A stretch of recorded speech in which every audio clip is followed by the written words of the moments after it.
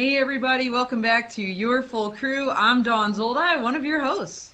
Hey, and I'm Mike Peel, the other host. We've got some great articles today. We're going to be discussing CUAS over sporting events, sporting stadiums. We're going to be talking about space junk, but that's all the way at the end.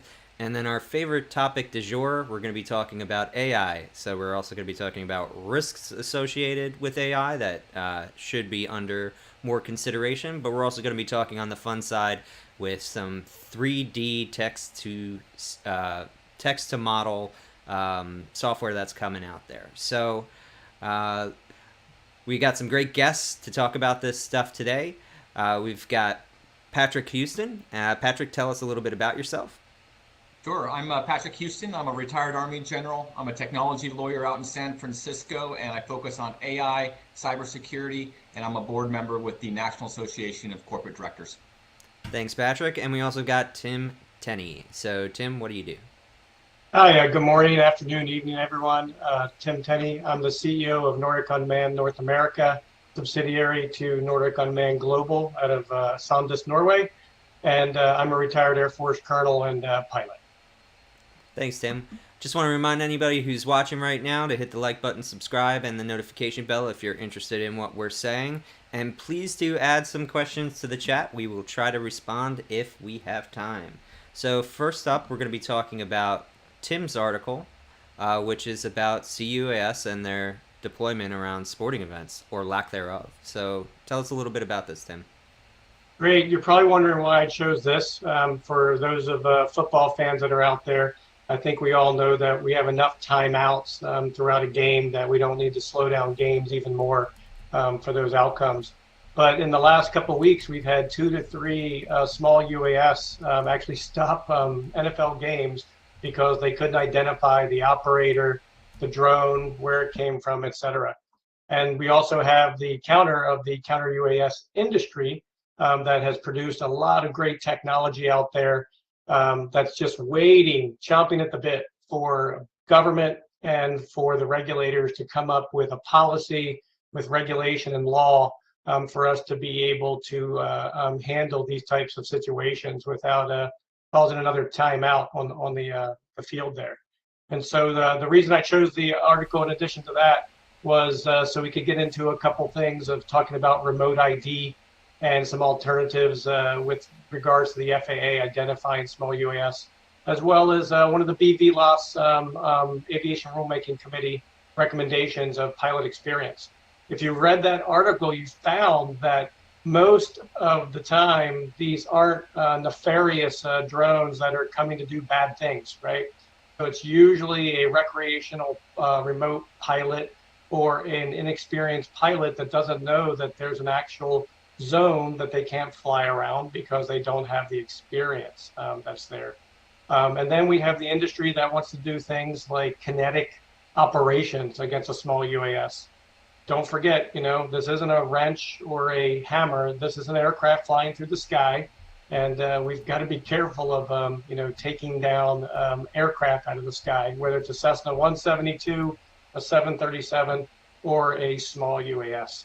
So some things to consider. The FAA just kicked the can to the right there with regards to remote ID.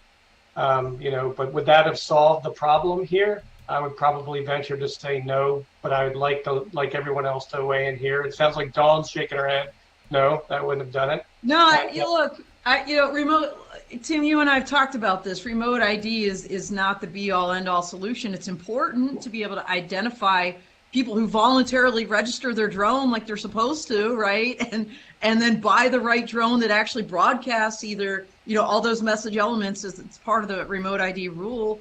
But I wanted to back up for a second and say 2 things about your article, Tim, which, by the way, I love. Well, actually, 3 things. Number one, it's a Drone Life article, so yay, Drone Life. They, of course, present our Dawn of Drones podcast.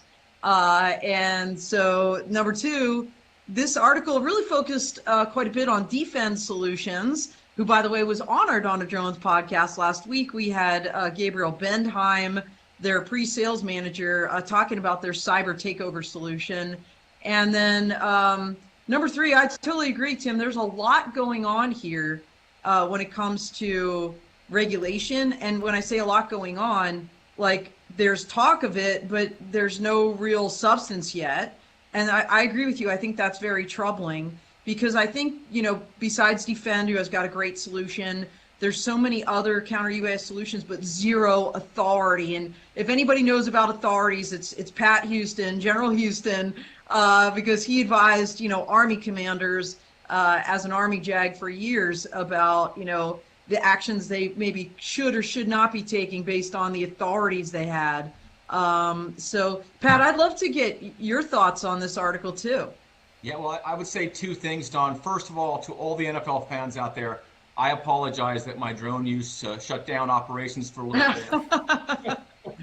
No, what I'll say is I thought this was a fantastic article, but you came in, like, my first question as I looked at it was like, how do you distinguish between friend and foe? I know, there are other drones that are legitimately flying there, doing things for the NFL and others, and how it seems like such a difficult task to make sure you're focused on the right drones. How do you do that? What's the technology that supports that? So absolutely. I think with regards to that technology, you said it, right? You broke down IFF, identify friend or foe, and ADSB, so automatic dependent surveillance broadcast, right? So one thing I didn't mention in my bio, I worked at FAA headquarters in flight standards and aviation safety and led the teams that wrote Part 107, the registration rule, in addition to Part 121 and 135 oversight. So if we get back to technology, let's do the analogy of ADSB. I was in the building when general aviation pilots were up in arms that we were starting to push ADSB to increase general aviation safety. Because remember, that is the FAA mission. First page of 14 CFR, aviation safety. It doesn't say security, it doesn't say operations, it says safety. And so when we first had that push, the technology wasn't there. And quite frankly, it was expensive. It was heavy, just like everything else that we looked into the four edges of where we're going. But now if you look at ADSB is the size of a $50 coin within our technology, and the price of it and IFF has gotten down so low and so small that it really would not affect small UAS operations and create a huge safety and for the entire industry versus what we talked about with Dawn as remote ID, which is Bluetooth or Wi-Fi, which is made for very near in or after the fact. So, I mean, can these aircraft come up on scopes for air traffic control? Absolutely. But do we want to litter their screens with thousands of small UAS? That's the problem we've got to work out. Working with air traffic organization and working with industry, how do we figure this out to be able to show that aircraft, because that's what it is, and be able to be proactive, saying, hey, it's heading for that NFL field, but it's not nefarious. We're in communication with the operator. And just like if I wandered off in my Cessna 172 through Pax River, restricted airspace here in Maryland, I get a call on guard that tells me you're not where you're flying or not where you're supposed to be flying. So I think that's something that we should consider. And so what do you think? Mike, I want to get to Mike too here in a second, but real quick, Pat, so there is technology out there, and the FAA has decided ADSB is not something they're going, in fact, they don't want it on the small drones for the reason Tim just said. But from the legal standpoint, in this kind of regulatory policy arena, the challenge is that only a handful of federal agencies have the authority to even detect drones legally, let alone mitigate them and take action against them. And one of the big authorities is the Preventing of Emerging Threats Act, which was I believe it was in the 2018 FAA Reauthorization Act. It is sunsetting like this month. And everybody is, so we're talking DOJ, FBI, United States Coast Guard, and so, and I know, I'm sure I missed one or two. DOD has 10 USC 130I, so they're good to go. But the authorities given to all of these other federal agencies, and there's only, like I said, 4 or 5, they're expiring. And, the president put out the first national counter UAS action plan. That's a first. They're lobbying hard for Congress to not only re-up those authorities, but increase them and give them, who needs them, Pat? We know this, right? Boots on the ground, right? state, local, tribal, territorial governments. It's going to be the local cops that show up to these things, not the FAA or the FBI necessarily, unless it's a giant national security event. So none of them have this authority right now, and that's a big deal. Mike, over to you. Well, I also would question, why is there not any kind of thought yet that I've seen consolidated anywhere on an eventual path to licensure for third parties to at least detect, right? So this way the investment is not entirely on the state side, especially if we're talking in terms of Disney World, theme parks, sporting events, anywhere where you're having mass kind of consolidation of humans in a single space. There are threat actors. There's a bad thing can happen, especially with a drone. And so Mike, yeah. There is a draft. There is a statute that has been proposed, and it's making its way through Congress. So this is recent? Yeah, it is. I'm trying to find the name of it here. I apologize. By the way, everybody, I did write an article on this for Inside Unmanned Systems magazine. It's coming out in the next 30 days or so. So keep your eye peeled for that. It's all in there. But this proposed act would actually give owners of critical infrastructure, I don't recall how that's defined.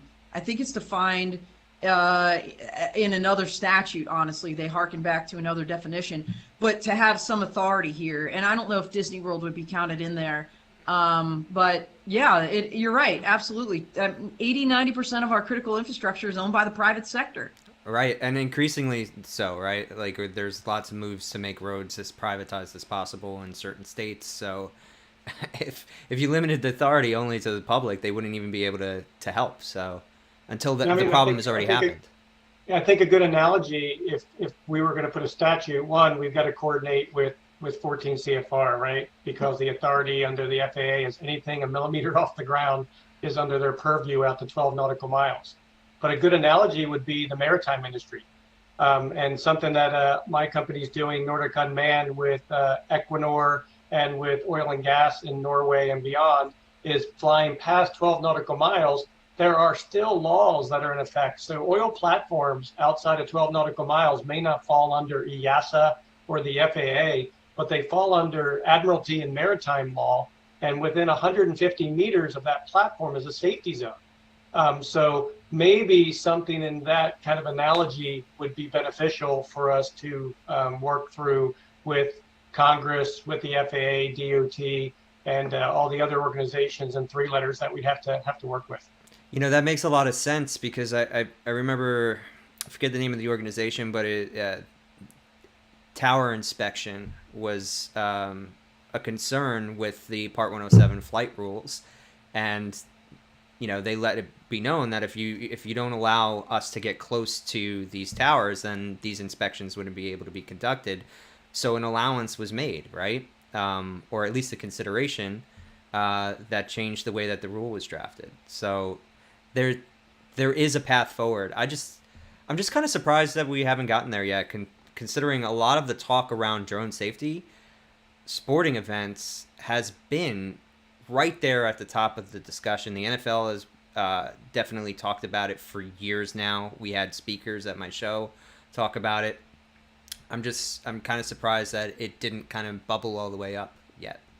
Absolutely. Well, you are getting it, because I'm actually meeting with the Baltimore Ravens here in Baltimore here this week to talk about UAS operations and solutions and services we can provide to help them, both from efficiency standpoint, from everything from security and surveillance to counter UAS to helping them with being more efficient with their turf field of using a drone versus gas-powered vehicles on the field. So I think you're starting to see those, but I think, Dawn mentioned there's a lot of law that hasn't gone through the top level to the Supreme Court to be precedents of the land for us to know where we fall on peeping Tom rules, civil authority rules, and what's going to be carved out, if any, from the FAA. Absolutely. I love that you just talked about drones, like the positive use of drones. I'm thinking of the drone lawnmowers out there. As a kid, I used to mow lawns, and when you see these robotic lawnmowers out there on the field of an NFL or college field, and it's just taken all of the work out of it for some poor person behind that. I'm like, okay, this is a good thing. Absolutely. Yeah, getting rid of the dull and I dirty, right? Absolutely. I did not realize the amount of resources and the cost now in the last 2 years for fertilizer, antifungals, and hydration for golf courses, for turf fields, and to be able to be more efficient with those resources and sustainability increases, but also the cost. I mean, in some instances, costs have gone up 300% for companies and organizations to keep those turf fields, and whether it's NFL or golf courses to those level and standards. All right, next up, we're going to be talking about the other side of the robot revolution, which is artificial intelligence. So, Patrick, you want to tell us a little bit about your article? Absolutely. No, I love stuff about AI, and last month I stumbled on this article in the New York Times by Kevin Roos, and you can see it here. It's called "We Need to Talk About How Good AI is Getting." And I'd like to say that I'm a really sophisticated consumer of fine literature, and that's what caught my attention. But the truth is, it was the pictures. Okay. Oh, I love it. Yeah, the pictures. And not just this one. There were a whole bunch of really cool pictures in this thing. And one of them was like a 1920s black and white mobster. It was kind of looked like Al Capone, I think. I don't really know my mobster history. Yeah. Yeah, and that was it. And I look at it more closely, and I realize, wait a minute, this mobster's holding up an iPhone, taking a selfie. What's going on here? And so I dive into this article, and it's talking about this newest capability with this software called Dall-E, and it's a play off of the Wall-E and Salvador Dali, the artist. And what it is you say, or you type in some words to describe something, and it produces a handful of images that are trying to match what you do. Now the thing is, it's not going to it's not a Google search where it goes through and tries to pull images off the net that may match what you're talking about. This is creating them from scratch. And it was such an incredible concept. And so over this weekend, I was diving through into the program, typing up all sorts of stuff. In the article, they had that photograph of the mobster. They had another one, a sailboat knitted out of blue yarn, which sounds strange, but that one looked ridiculously accurate too. Unbelievably realistic photos, and just playing around with it, crazy stuff about Frank Sinatra and Sophia Loren playing backgammon, or anything you want to throw in there. The pictures that were coming out were just astounding, and it's just an amazing concept, and it's crazy to see how far this capability is going. Now, Don, I know you've talked to folks about the art community is really up in arms about, is this really art? Is it not? And the concern about displacing artists and other workers that are out there, that's a concern we see across the tech space as this stuff is getting so good. Now, this article, I thought, I don't know, has anyone else played with this? I have, yeah. And Dream Fusion and Stable Diffusion, and yeah, been playing around with a lot of these actually. So actually, we've done some art. Some of our thumbnails for our channel are done with Dream, which is an app you can download by Wamba Dream. Yeah. I will tell you, I had so much fun with this. There was a similar music program that someone kind of raised, and it's called MuseNet. And you just type in different artists, and it will combine music into a new type of style. A couple that we did were Adele and Mozart combined, and it produces like a new musical score for you that kind of combines those styles. We also did Billie Eilish and the Beatles. Talk about some really bizarre. It seems like a conflict. I mean, this stuff is amazing, and for me, that was the point of the article, where it's just, this stuff is amazing. The capabilities are getting so quickly getting beyond what we anticipated, but yet there are also some risks. Yeah, well, I mean, I also think if we bring it back to drones, I mean, this is another path forward, showing us how we can move AI more quickly for end-to-end solutions for our customers. Versus the old way of having a algorithm from NVIDIA or stock Microsoft Azure or Google, and then having an expert having to basically tag and build from its infancy, from toddler to maturity. And now you have these type of programs that are basically taking multiple algorithms, multiple pieces of information, and they're creating those outcomes. So if we like looked at railroad inspection, something that we're very heavily involved with, being able to quickly learn railroad inspection standards to be able to make railroads safer, more effective, and not harm on-time performance. I mean, these things have applicability, well past just art. Yeah, I'll say that. What were you gonna say? Oh, no, go ahead, Mike. No, no, actually, you go first. Okay, in the cybersecurity space, we're seeing this too, which is it's kind of an ironic twist because in cybersecurity you need both offense and defense, and the offense is the bad actors out there. They're the cyber threats. They're all using AI technology to help them thrust forward their nefarious capabilities, but it's the cybersecurity defense teams that really need the same AI capability to stay on par with or stay a little bit ahead of the adversaries out there. So it's just kind of ironic that this AI technology, these capabilities are being used on both sides of the aisle for folks to kind of keep things abreast of each other. Well, actually, let me jump on that a little bit because this is one of my larger kind of concerns. If you look at the history of kind of like security vulnerabilities in computing, hacking the human is actually usually easier, and a lot of the the world's best hacks are a phone call, and then they get the information they need to get in. So, for example, I sent a laptop out to one of our other producers, and via UPS, he got a text message this morning from USP saying, your address information is incorrect. Please click on this link. So think about the orders that had to go through for that to happen. Somebody either algorithmically or maybe through basic deduction figured out the UPS tracking code system and just incrementally goes through this and then matches that data to a database. But you could easily see one of these AI voice kind of algorithms getting on the phone with him, pretending like it's a service to change the address or get critical information out of him, and now, Bob's your uncle, you're done. Basically, yeah. They've threaded a line through that vulnerability. They've hacked the human. And you think about for elderly people, they won't even see that coming. No, my parents get these crazy phone calls all the time. I mean, they really target, right, the senior citizen population. But I want to bring this back to art for a second, because that's where we started. It looks like we're getting some comments in the chat too. Mm-hmm. But what I love about all of these different AI capabilities, whether it's for art, like you just showed us, Pat, in this article, or the music application you just mentioned, is this idea of accessibility. It may allow people that to tap into a creative side they didn't even have, or maybe they physically are unable to do things, but with their voice now they can create things, right? By telling the computer, so I do love that about it. And we had a huge debate a couple shows ago.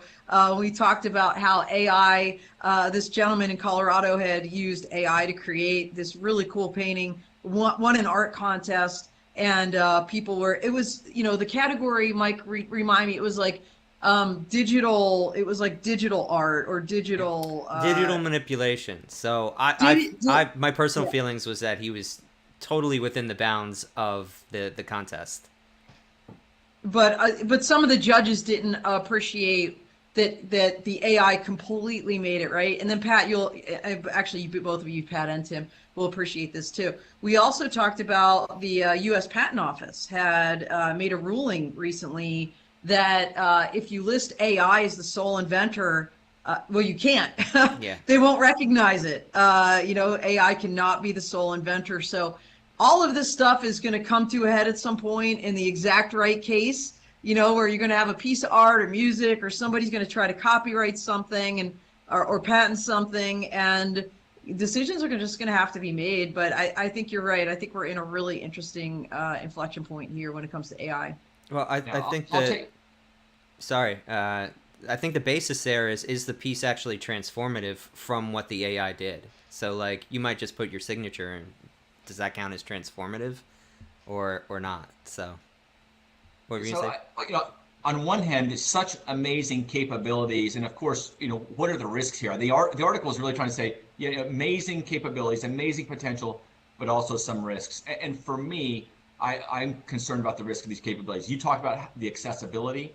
You talked about deep fakes, and for me, it's the deep fakes risk here. Deep fakes of someone using deep fake voice impersonation technology, deep fake video technology to call someone with about a UPS order.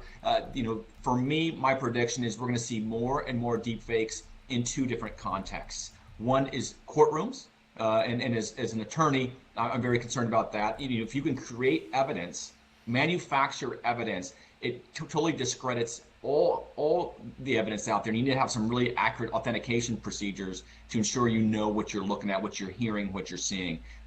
On the other side, the other thing that concerns me is sort of the national security implications. As a retired military officer, I think of this as the risk of global instability, the propaganda, the false information that could be out there, the false narratives, and how that can just cause people to lose confidence in their governments, lose confidence in world order, and just create instability. I think those would be terrible outcomes, but they are serious risks here with this type of technology.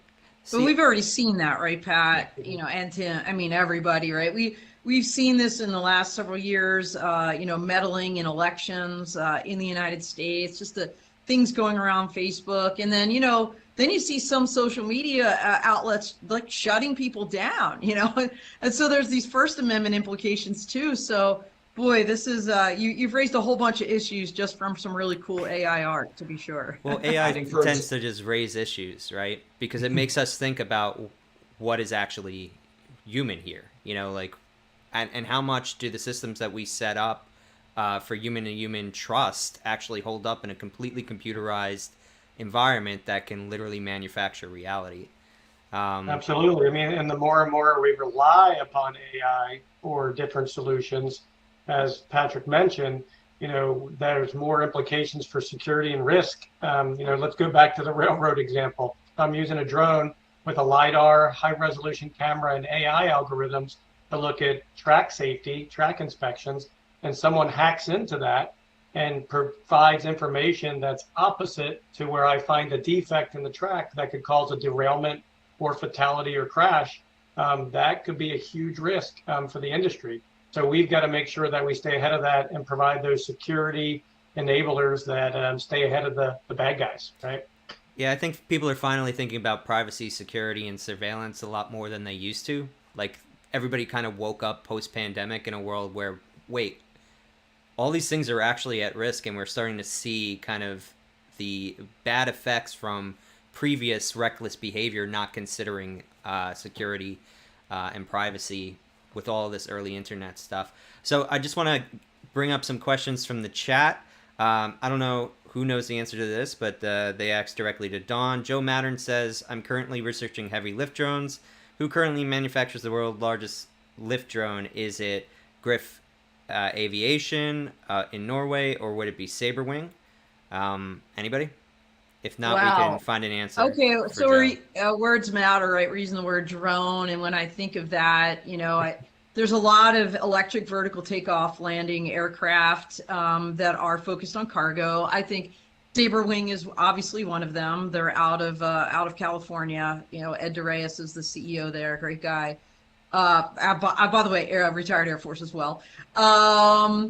There's a whole bunch of heavy lift drones. Volatus is using that Avidrone, but I don't know how heavy lift it is. Well, and you're right. Words matter, right? So is a drone or drone is an unmanned aircraft, right? So there's a company out of Poland right now that has actually got a tested, certified C-87 helicopter, which is usually manned with two pilots, and they're flying that unmanned autonomously, and that is a huge heavy lift platform for unmanned systems. Yeah, so, that's significant. I think there's a lot of them out there globally, and let's be frank here. I think cargo for drones or kind of these autonomous helicopters, the electric eVTOL aircraft, cargo is going to be probably one of the very first use cases, right? Besides some maybe public safety or something. But even on that side, I think they're going to be using them for logistics. They're not going to have people in them. They're going to be carrying supplies. And so keep your eyes open because, by the way, check out Vertical Flight Society has a eVTOL directory. They have over 700 designs in there. 700 different eVTOL aircraft of different configurations at all levels of just pen to paper versus no kidding, like Beta Technologies just got, was it last May? Maybe it was a year ago. Certified by the Air Force, the first one. So we got some more comments. We got Desi, yikes, love this topic, talking about AI risk. Then we got Ramon Roche. Can you copyright AI generated content? And I'll ask, when does it actually qualify that a human added enough that it's copyrightable? Anybody know? I'm going to throw that out to Pat if he knows. I don't know. All right, so that's a case coming to a neighborhood near you. I think that's going to be on the USPTO USPTO office and your law firm, right? Going back and forth to find out who's going to get it through and who's your portfolio manager from USPTO. All right, so we're going to take a quick break just to talk about our wonderful sponsors. As you can see up here, we've got Elsight, who provides connectivity solutions. We've got Dragonfly, Promo Drone, and Aiken Gump. So we thank all of our sponsors for supporting this show and the Full Tilt and everything throughout the Full Crew Network. So we're actually going to stick on the topic of AI, and I'm going to take it a step further. We're going to stick on art. So Dream Fusion just released recently. So fancy way of saying we optimize Nerf from scratch. That's like saying we're building 3D models from scratch with no 3D data initially. So basically, from its memory of a library of two-dimensional photos, based on your text input, it's actually generating these 3D models. Now, are these 3D models good? They're a little bumpy. I've downloaded them. And also, its low poly crab is not actually low poly, but it fakes the aesthetic of a low poly crab. So basically, the reason I think this is so important is because it's a new evolution in this AI generated art, and it's already here. So we're talking about a couple of months. We were working almost entirely within 2D images. And I think for the creative industry, especially for, let's say entertainment on the level of Disney, Marvel, Netflix, they use so much 3D CGI that there's multiple studios that are actually working with the main studio to produce all that content over the course of a film now, when it used to just be one. And the workload is such that it could actually bankrupt the company. In fact, I think it was, Life of Pi? Whatever the movie was when he was on a boat with a Bengal tiger. Yeah, it was Life of Pi. Yeah, they made a directorial decision at the end that caused the company who made the tiger to have to invest so many overtime hours that they went out of business because they actually had to front the bill for it. But imagine if the director comes in and just says, I think the tiger needs more stripes. And that's all he has to say, and now the tiger has more stripes. I think you're in a completely different world in terms of creativity and how we actually sculpt things for movies, rather than this multi-step, multi-layer, multi-process. Now it's just as simple as the awesome 2D art that Patrick had brought up. So, thoughts? I'll jump in and just say I think this is really cool, and the caliber of the product, you said it could be a little bumpy, but still you can see the potential that's there. For me, it's not just the art world that's going to benefit from this. Not just the entertainment industry, but you think about transitioning to gaming and how much more realistic the gaming can be. But then other commercial industries like architects or even manufacturers of any items out there who want to get a model of what they're creating or see it in different contexts, see it work different ways. Such a better, easier, cheaper, faster, and safer way to do it than the old school method of creating this stuff from hand and testing it with physical testing. Yeah, there was software. So Do you know Maya? It's 3D kind of CADs or editing software. But basically, they put out an AI plugin years ago called Dreamweaver. And what it would do was it would find the least amount of material you would need to actually composite an object. And I believe one of the use cases was actually taking weight off of a plane.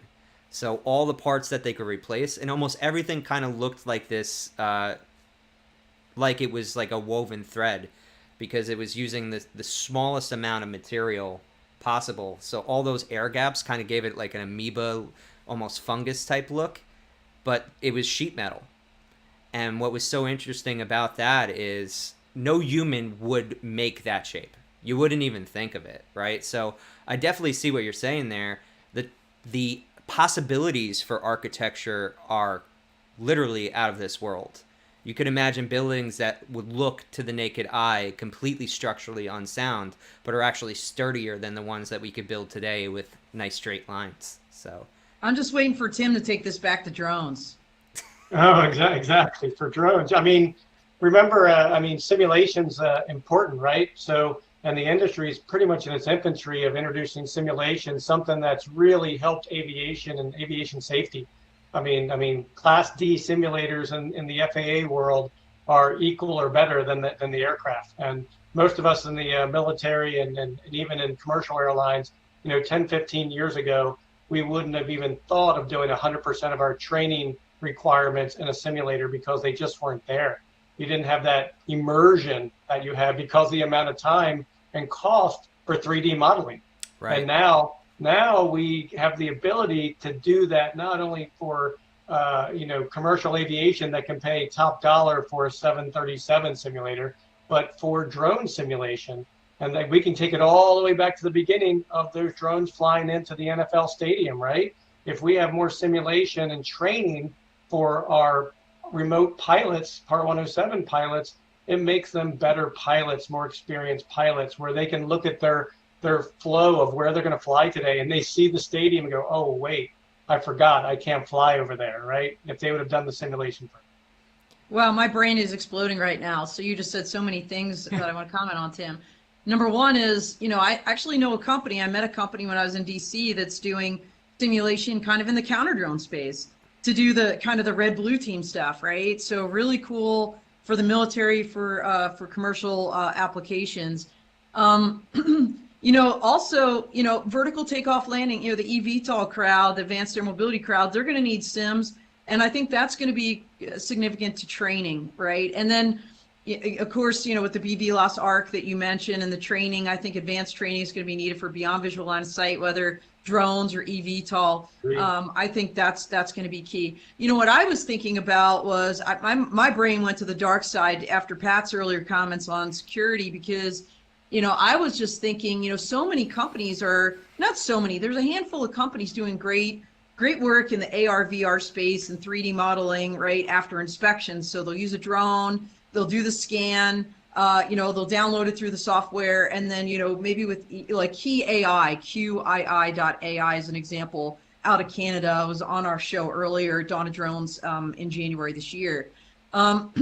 So that's a great application for AI, but imagine, now with this 3D kind of text to 3D feature, if I'm a bad guy, like you said, Tim, let's just say I did a 3D model or something of a train track. And now let's say by texting, I can alter what that looks like, unbeknownst to anybody else. So like, again, I could see where there's just so many amazing uses. I could see the dark side of this technology. And then here's my last question. I guess I'll throw this out to everybody. We just had Sharon Rossmark on our Twitter Spaces for Full Crew last week. We were live from Move America, and she brought up a Mike, what's the word? Biometric. But thank you. Use Brain of just stopped biometrics working. My brain is so full it stopped yeah. working. Yeah, biometric security. So how close are we to using all of this cool technology to do now a 3D model of my eyeball, so somebody can like go into the airport and like look like they're me, in the Clear, app or something. I got an answer to this. Okay, so go. that's like asking a computer to write Shakespeare by accident. So without actually knowing what the model has to build towards, you couldn't backwards engineer that. It would basically be a random generator. So, but they are 3D modeling organs, my friend. And so my question is, but they can't model yours, which is what the biometric reader is picking out. It can model an organ that approximates it. So in that case, fingerprints, eyes, those are probably still safe, but voice might be bad for you because you use it so often publicly. And this was kind of the thing that I was bringing up in that conversation is, for example, there needs to literally be law around secure elements in phones or any device that scans your fingerprint. And if that's misused or that data escapes, because if that data does escape for enough people, let's say we have a massive hack where 200,000 fingerprints make it out to the wild, fingerprints are now no longer a good biometric anywhere for anybody. So it sounds like we're back to that layered approach, just like we talked about on a different subject. So if her voice is well known and it's easily hackable, you're going to need voice, eyeball, fingerprints, and maybe another piece of physical information so that you have that redundancy and layered approach. So much harder to hack all of those at the same time. Yeah, and then there might even just be a physical backup. I've been wondering why I don't see more of this. Like, we have authenticator apps on our phone for some critical sign-ins. There's no reason why that shouldn't be like a keychain that we all hold, and that actually is our primary password system when biometric fails. And between those two, it would be very hard. Like, you'd have to wait until the sun died to hack through both of those, to be honest. So, has anyone heard of this company out there called Six Aviation that does simulation? Okay, I'll just lay it. It's a concept created by a former British fighter pilot who trained was the first one to fly stealth fighters with the U.S. Air Force. He started this company called Red 6, and what they do is they do augmented reality fighter pilot dog fighting training. So they have the pilot being trained flying an actual aircraft, but they're dogfighting with 3D modeled augmented reality enemy aircraft that don't really exist, but they're completely computer generated. And it is a perfect example of this 3D modeling used in a way that makes the training more effective because it's so realistic. It's also a lot safer and a lot cheaper. So unbelievable capabilities that are out there. They just partnered with Boeing, I think, for Air Force fighter pilot training. Yeah, and I imagine the next step for that, for simulation, if we're able to do full 3D models, what would it take to actually do text to tactical maneuver, or like literally setting up the operation, right, or simulation that you're trying to account for? Like, what happens if Now we're getting back into Clint Eastwood and Firefox days, right? And we're probably not that far off. I may have shown my age there, but the old movie where it was thought versus text, right? And being able to offer up real operation from the end of that. Wow. Yeah, I don't think it's that far, to be honest. If we're able to build 3D models, then what's the difference between that and placing them on a war map? That's right. So, and we have some of those applications, and Patrick knows, and Dawn knows, with JHIMIC's Joint Helmet Mounted Queuing System and our fighter aircraft that do augmented reality of some of the switches and instrumentation in the aircraft.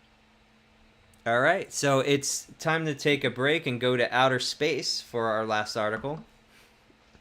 All right, very good, very good. Well, thank you for that segue. And by the way, for those that follow the show, you know that I'm not in my normal basement location. I did want to give a shout out to the University of North Dakota Center for Innovation, who graciously allowed me to use their space today. I'm here in Grand Forks, North Dakota for the UAS Summit and Expo this week.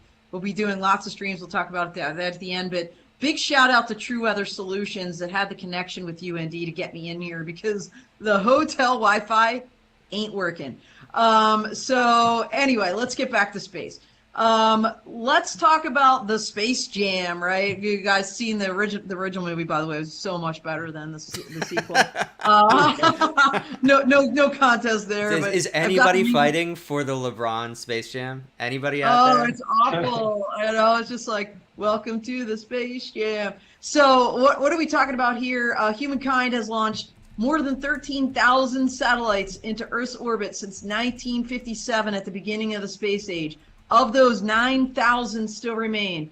They collide, they break up, they create major debris. And why do you care? Because these objects often travel faster than a speeding bullet at more than 22,300 miles per hour. A little piece of space debris the size of a BB could actually pierce your position, navigation, timing satellite and knock out GPS. Okay, so very, very significant why we care about space junk.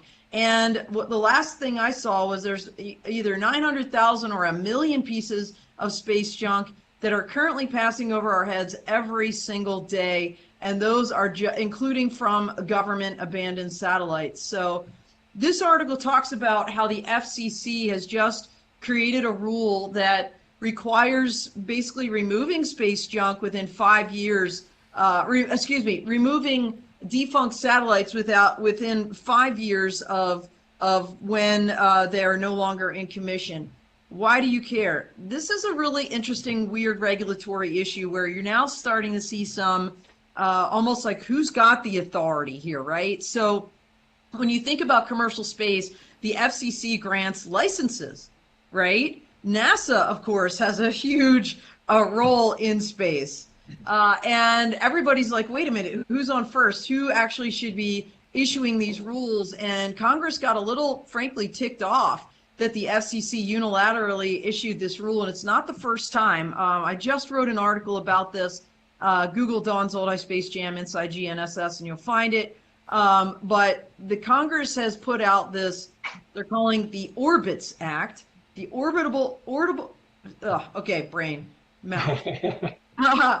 Orbital Sustainability Act, the Orbits Act. And what it's doing is saying NASA, Commerce, National Space Council need to first publish a list of debris that pose the greatest risk to orbiting spacecraft.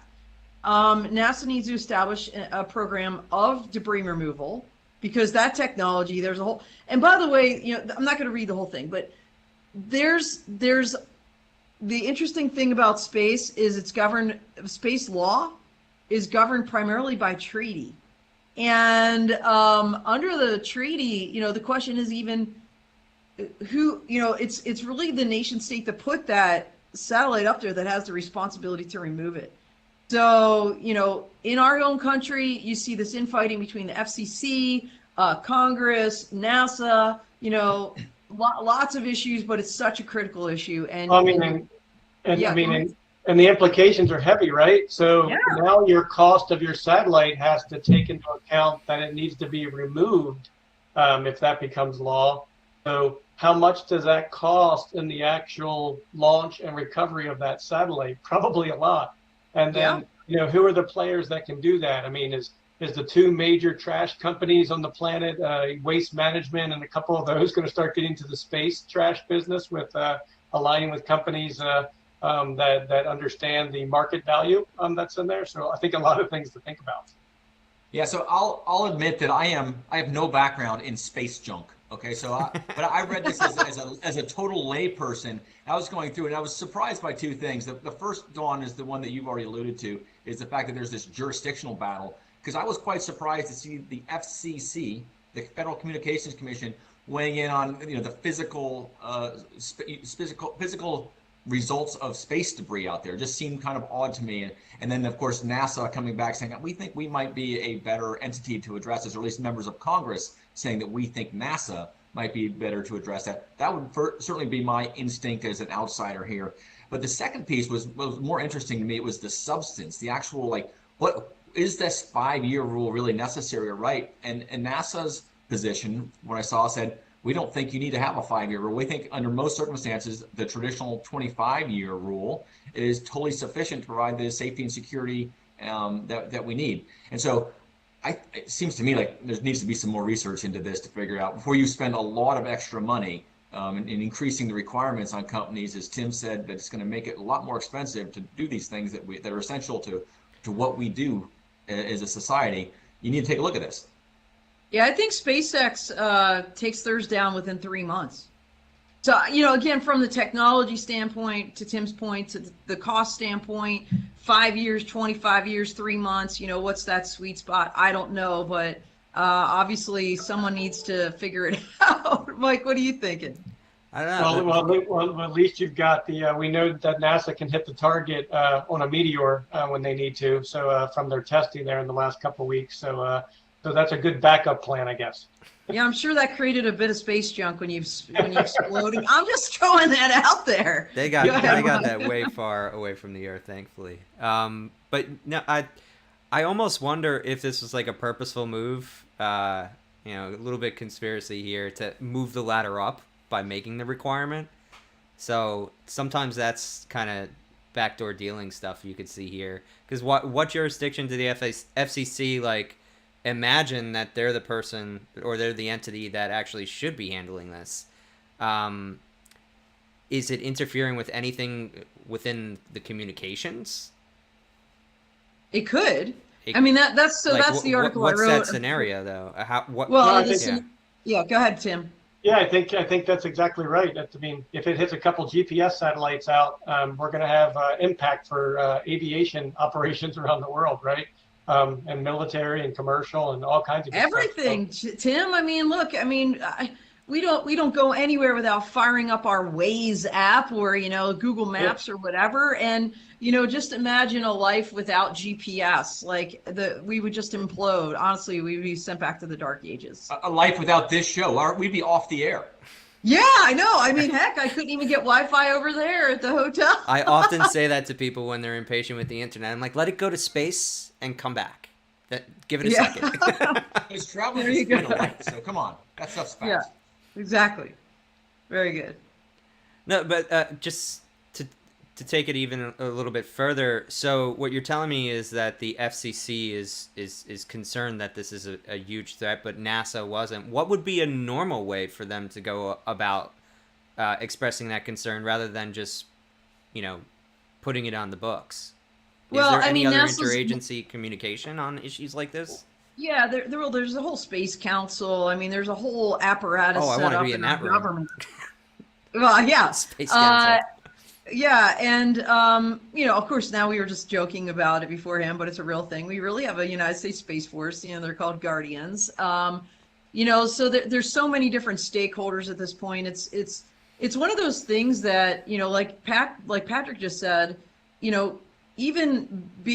all of us having been in the military, me, Pat, Tim, and having been JAGs, space law, it was very niche. I mean, it was only a very few handful until recently of people, at least in the Air Force, were getting Master of the Laws degrees in space law, maybe 2 a year.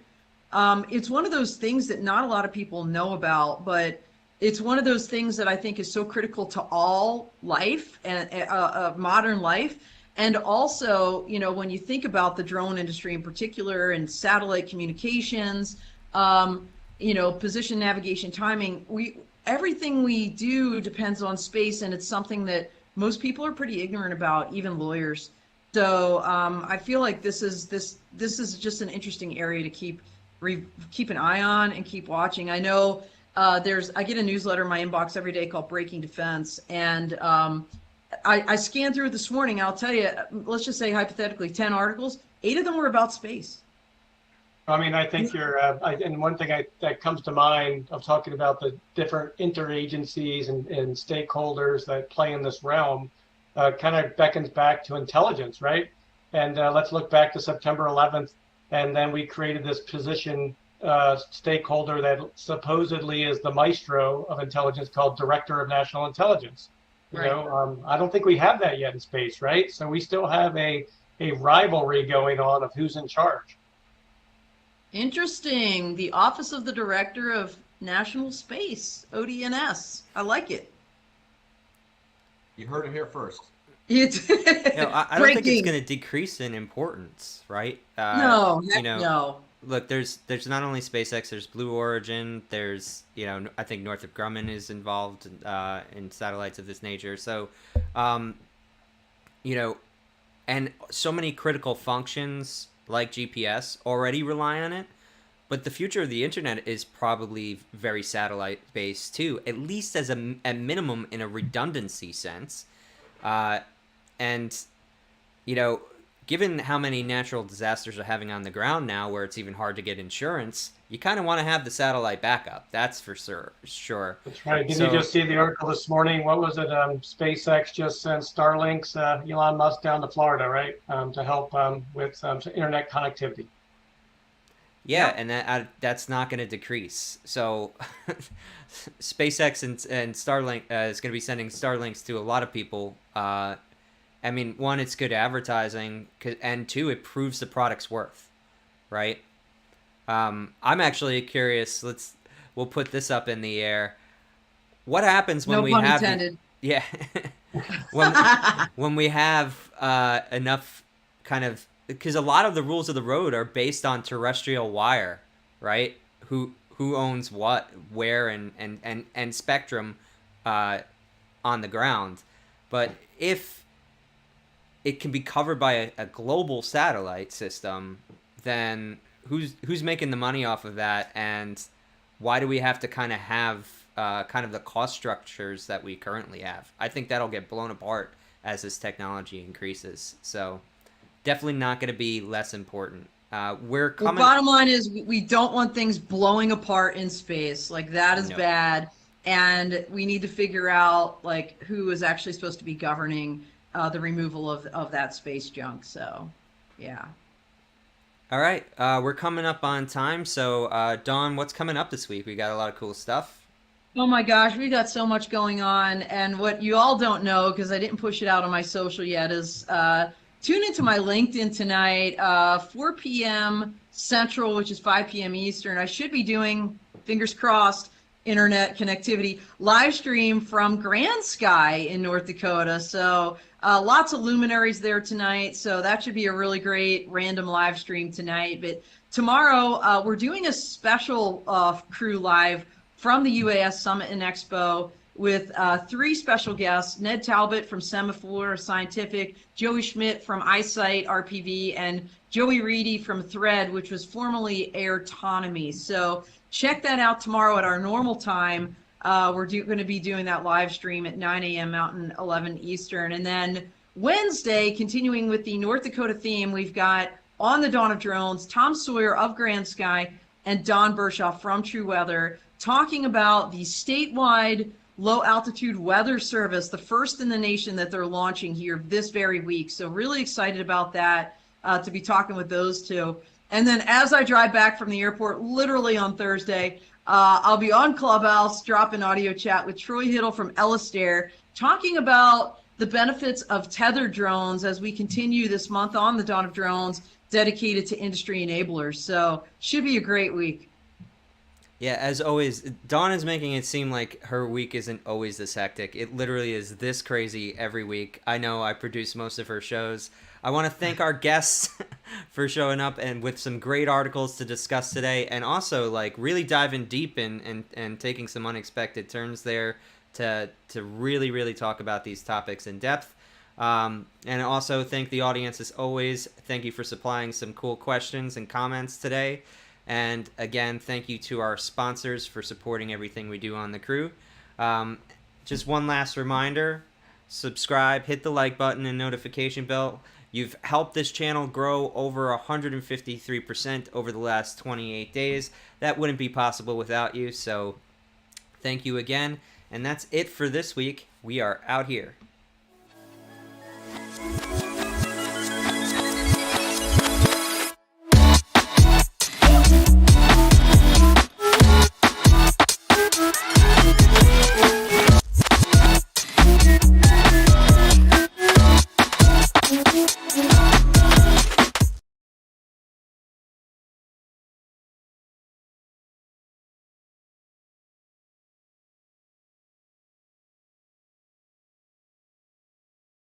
Hey everybody, Don Zoldite here. I am part of the full crew, and we are live in Grand Forks, North Dakota.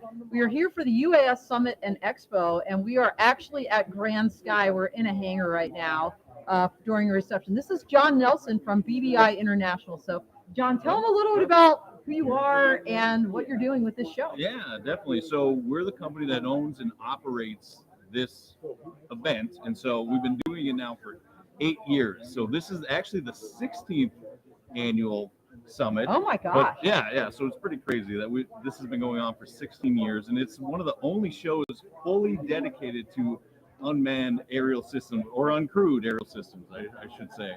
So again, we've been doing it for 16 years. This is probably the 8th year where we really run it ourselves. So we're proud of to be doing it. We love it, and it's an exciting event. But what are you excited for the most this week? I mean, this is pretty amazing with all the drones out on the runway here. We're going to show that in a second. But what? Well, yeah. So right now, this event is a pre-event that we're doing. It's one of the first times where we've done a pre-conference kind of tour. And here at Grand Sky, it's amazing. I mean, to be at this park, it's the first of its kind, and the activity that's happening out here, as you'll talk about this week and what you'll show later on, I'm guessing in this podcast, Yeah. It's exciting, and we've got a huge group of people here, all active in the industry, and so I can't say enough about how exciting it is to be here.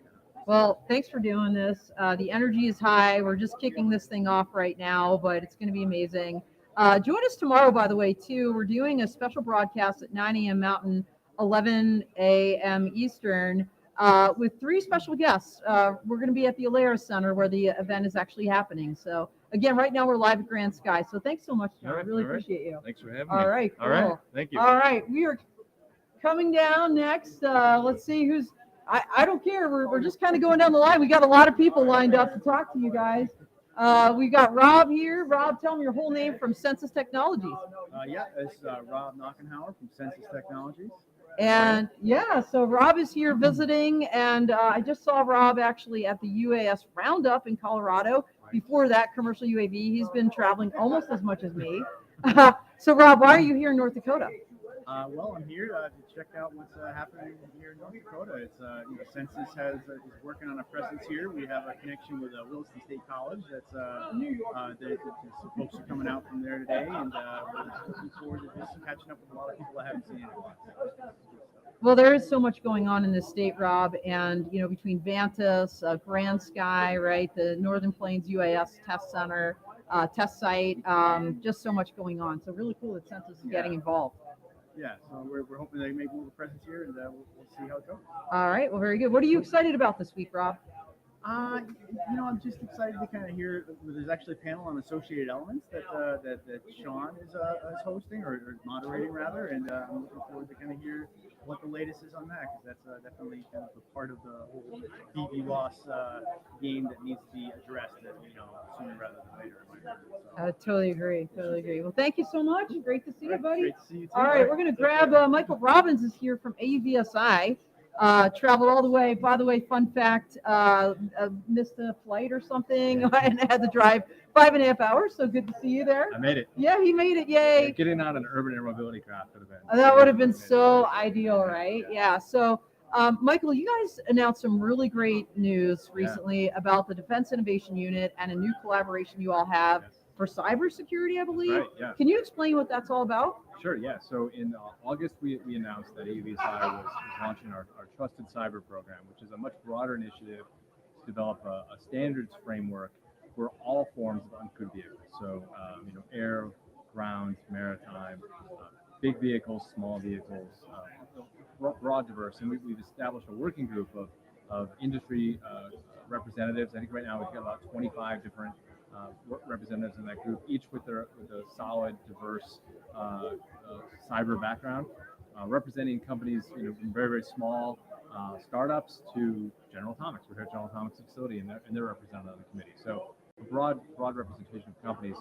So that work is ongoing, but as part of that work, we did a lot of stakeholder outreach to our government partners and let them know we were doing this. And in those conversations, and we've had a long established strong relationship with DIU, the Defense Innovation Unit at Pentagon, and they that led to a conversation about the challenges they're facing with Blue UAS and some of the funding challenges and some of the administrative challenges they've had with operating that program. but there's clear demand both from the commercial and from federal partners as well as the DoD. So those conversations evolved, and this past week on Tuesday we announced that going forward, AUVSI will be helping DIU administer the Blue UAS program. So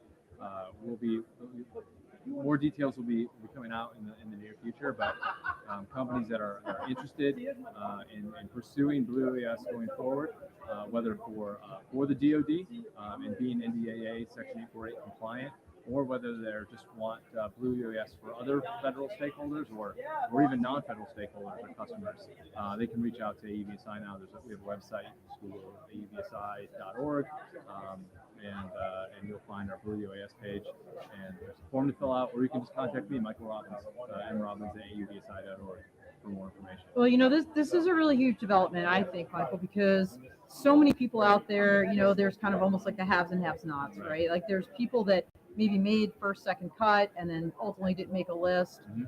So I feel like with this new process, there's just going to be more hands-on deck, if you will, and maybe better, kind of flow through for that. Yeah. So I think that's really exciting for the industry. I also want to say today, you guys published the article that I wrote about 2 Blue UAS framework companies, Modal AI and Doodle Labs, radio and autopilot. So super cool. And oh, by the way, everybody, if you haven't heard, the Dawn of Drones is migrating to AUVSI platforms next year. So I can't wait to work with you guys next year on that. So any parting thoughts before you head out and we grab Tom Sawyer? Yeah, no, I mean, Senator Kramer's here, so maybe you want to get him on the show. Oh, yes, yeah. Yeah, no, I think we're good. Thanks so much. I guess if I'm going to leave a parting thought, I think it's that the standards for drone cybersecurity will remain very, very high. Getting through Blue UAS is still going to be significant hurdle for companies. So just don't want to think that we're stepping down from that very high cyber compliance that already exists. Yeah, absolutely. Well, thank you so much. Well, Yeah, I'll be talking to you more throughout the event. All right, who's next? I think we got Tom coming up. You got a United States Senator coming up. We got a United States Senator. I think he's talking right now. So,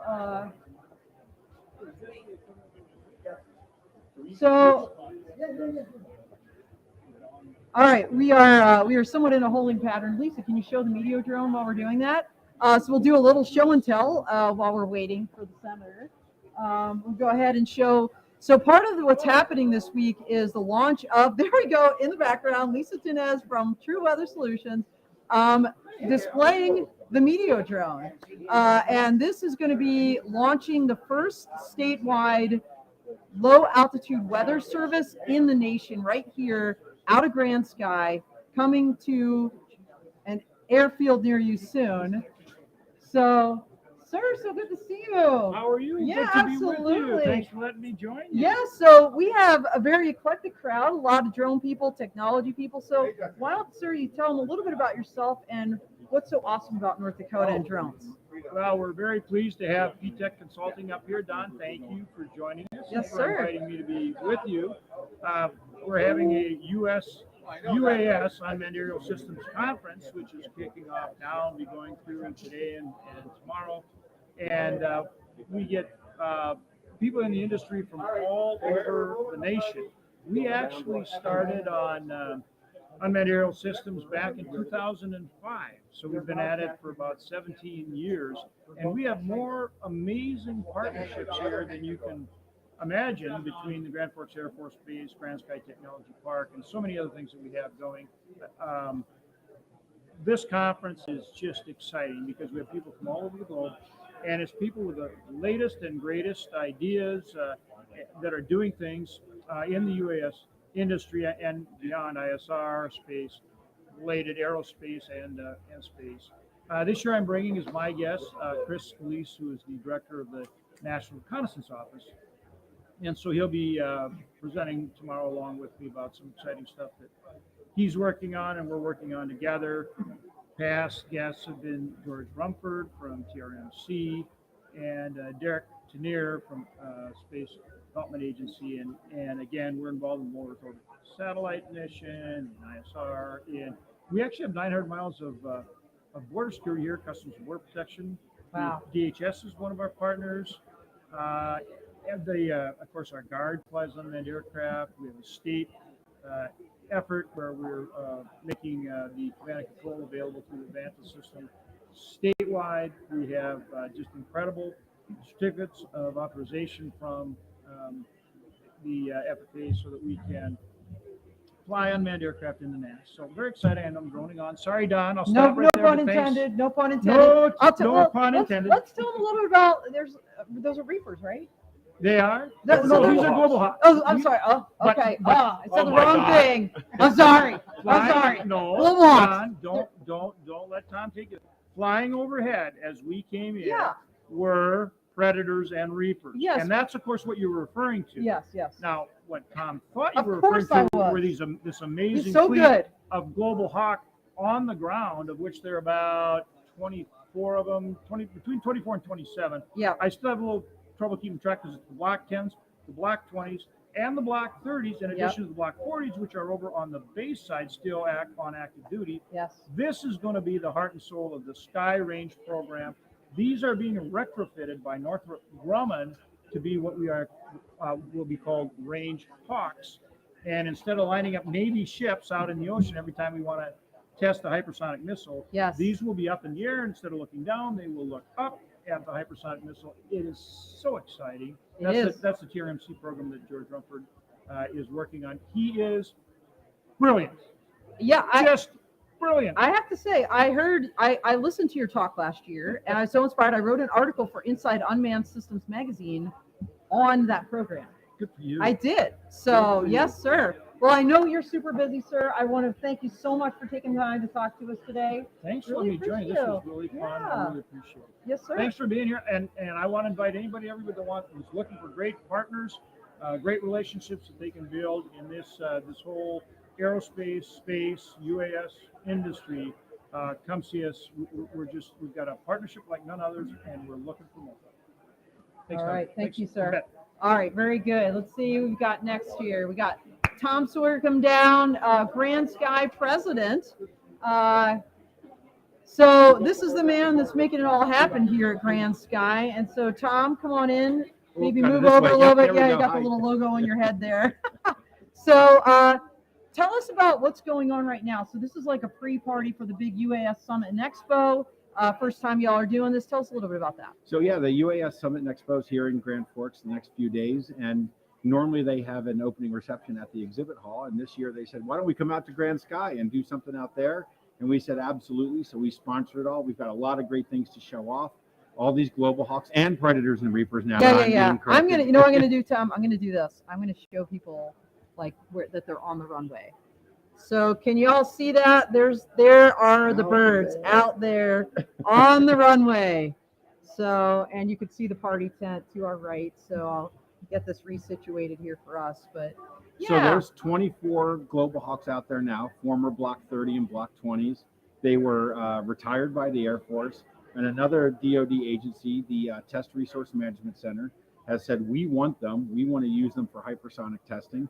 So they took them all over. All 24 are here. They are all going to be refurbished and repurposed to be sensor carriers to create dynamic ranges that exist over the entire northern Pacific Ocean for different kinds of missile tests.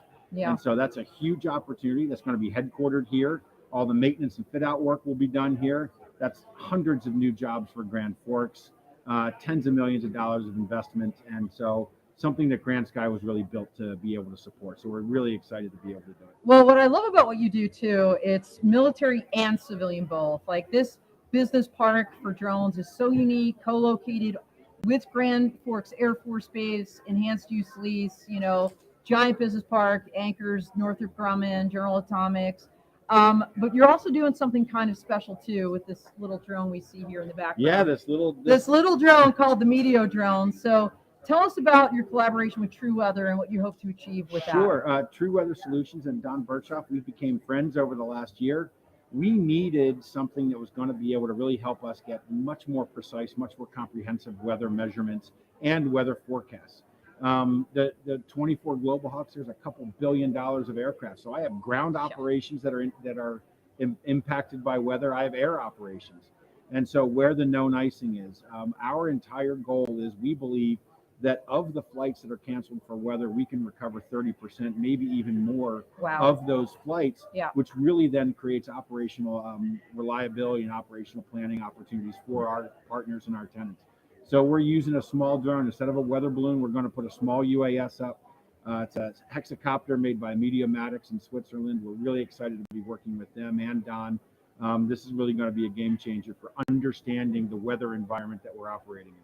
It is, and you heard it here first. The first statewide low altitude weather service launching here in North Dakota. So pretty awesome. It is. Hey Tom, anything else you want to say before No, you head we're out to the excited. party? We want everybody to come be a part of Grand Sky. We have flight operations going on daily, BV loss operations going on daily.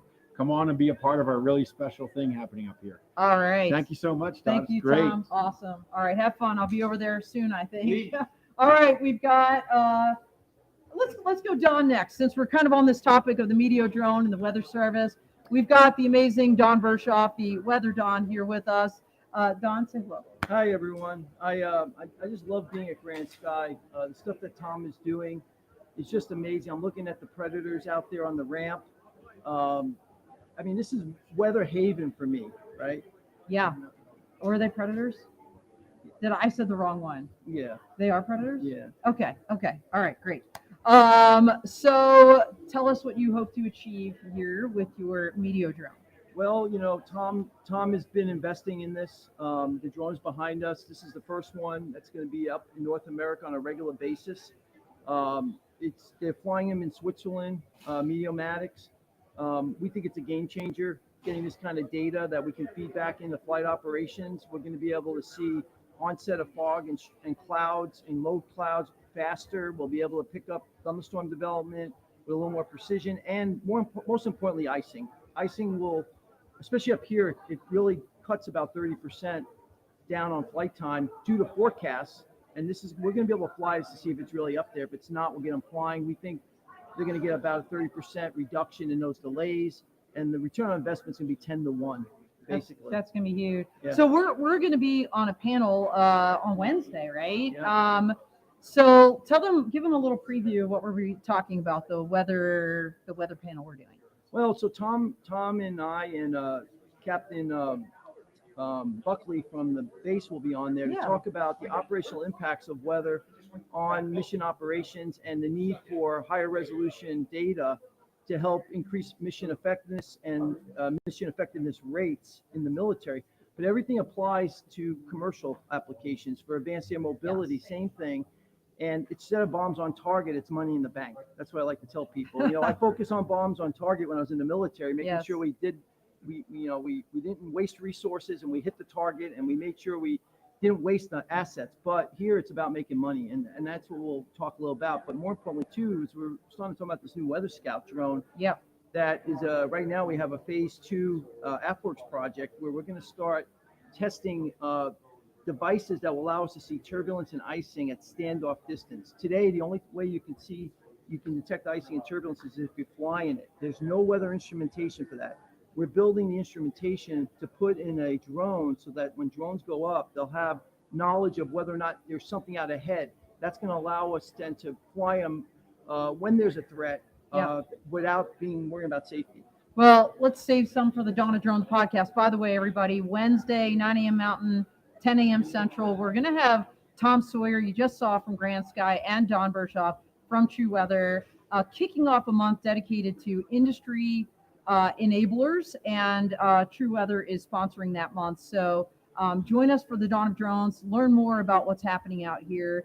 Thank you so much, Don. Anything you want to say before you head out? No, Keith Lund is about to come over from the Grand Forks Economics, and Keith has been like an amazing help to True Weather here in Grand Forks.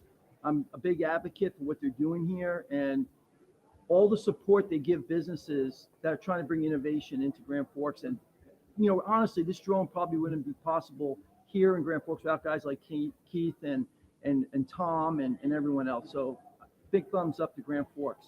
Yeah. All right. Very good. All right. So come on down, Keith. That was a great segue here. I need to say much more. Yeah. So, well, no, you still do need to introduce right. yourself because not everybody knows you. So go ahead, introduce yourself and your duty title and kind of what it is you do. Okay, I'm Keith Lund. I'm president of the Grand Forks Region Economic Development Corporation.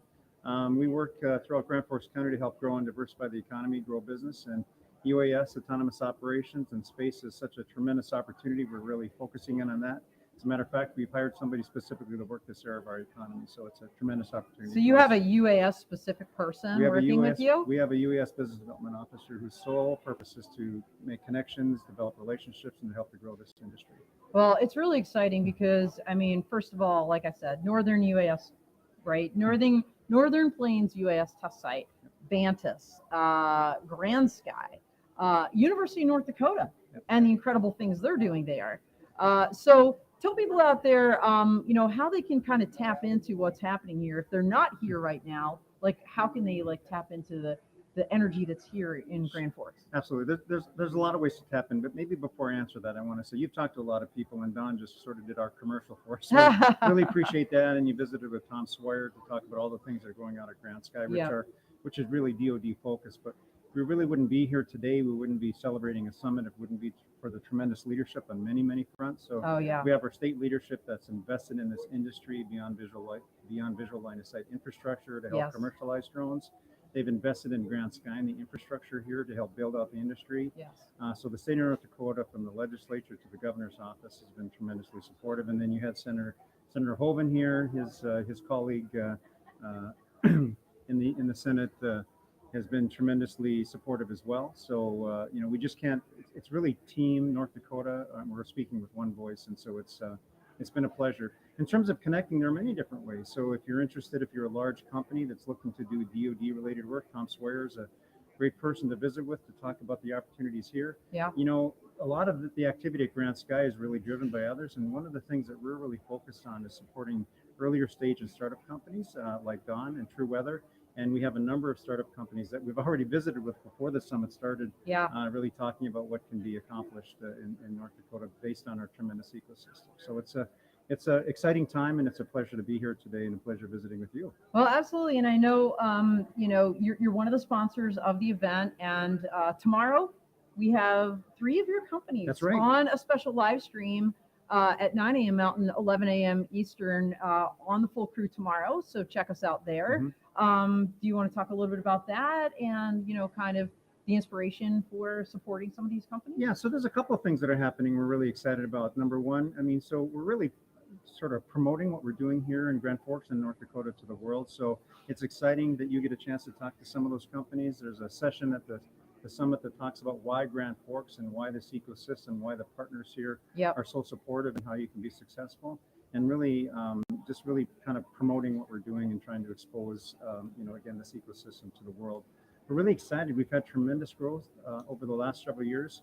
I don't know if a lot of people know this, and this stat is almost a year old now, but there's over 1,200 people working in some UAS-related job in Grand Forks County today. So there's no definition of that, so we do that the old-fashioned way by calling companies. But it's really exciting to see the tremendous growth, and I know when we update these numbers at the end of the year, it's going to be higher than that. Well, that's awesome. Well, I wish you the best for this conference. I'm really excited. It was amazing last year. That's why I'm back, and excited to work with your team here and hopefully going forward. And anything else you want to say before we sign off? No, just hopefully if you haven't been able to make it, come to the summit next year and the years after that, and I think you'll be tremendously impressed with what's going on in North Dakota. Absolutely. Well, thank you so much. Thank you, John. All right, take care. Thanks for having me. All right, so just to recap real quick, what a lineup that was. That was fast and furious, but we're going to probably call it a day. So we had Senator Hoeven, United States Senator here. We had Tom Sawyer from Grand Sky, Don Bersha from True Weather. We had Rob from Census Technologies. We had John Nelson that kicked it off from BBI International that runs this conference, and Michael Robbins from AUVSI talking about their new kind of collaboration with the Defense Innovation Unit for drones. So these are just some of the folks that are here. I mean, the list of luminaries that are at this conference is pretty long. Really excited to be involved in it, and you'll learn more tomorrow and throughout the week. So we're going to call it good for now. And thank you so much for joining us. That is all she wrote.